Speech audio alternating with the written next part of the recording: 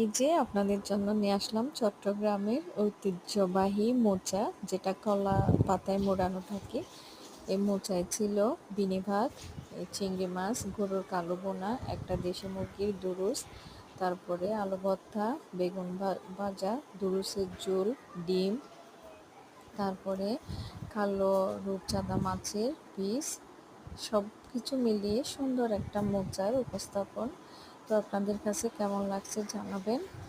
আর যদি ভালো লাগে প্লিজ প্লিজ আমার চ্যানেলটি সাবস্ক্রাইব করবেন। আজ এই পর্যন্ত। আল্লাহ হাফিজ।